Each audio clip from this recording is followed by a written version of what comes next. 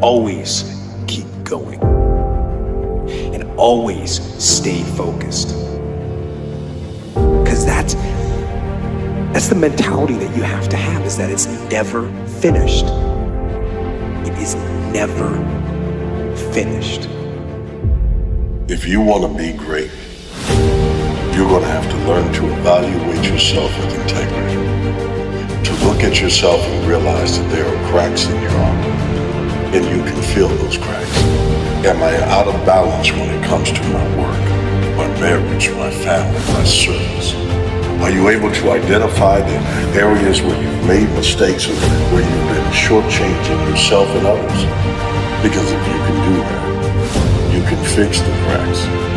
When you quit, your mind does this. When you quit, your mind says, we're done. So it doesn't expand. There's no expansion when you quit.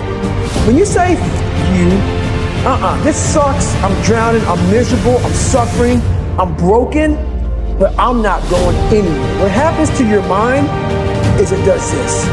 It says, he's not leaving. You do get to write the script of your life, but you have to write around the things that don't go the way you want to. But don't let that stop you.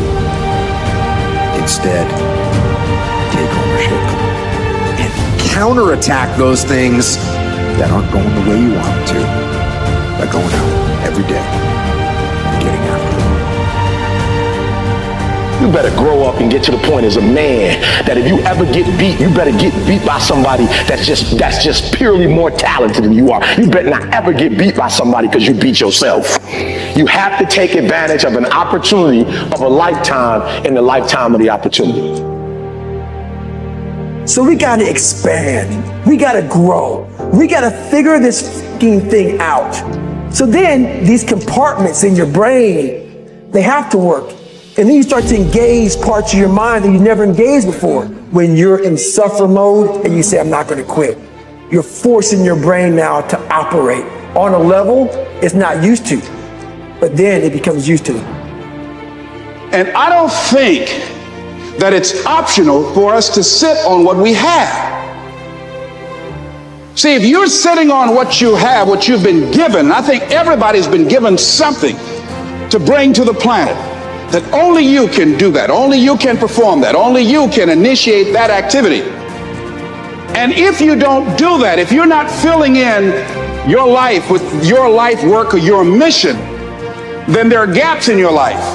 And what we do when we're not living out our true identity, we begin to fill the gaps. We fill the holes with garbage.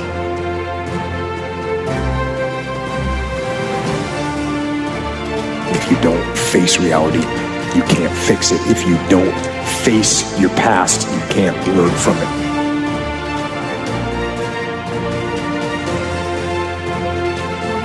All things are possible. All things are possible literally means all things are possible. So whatever it is you'd like to attract into your life, whatever you'd like to accomplish, whatever you'd like to do in your life, if you start from a spiritual place, a place of all things are possible, if I return, and get to that place, and then I begin to visualize it, and I begin to use my imagination, because everything that we see around us, everything in this world was once imagined. If you can learn how important your imagination is, and that's where your spirit is, in that place, and then once you go to that place, in what it is you'd like to attract into your life, you're coming from a spiritual place, absolutely nothing is impossible.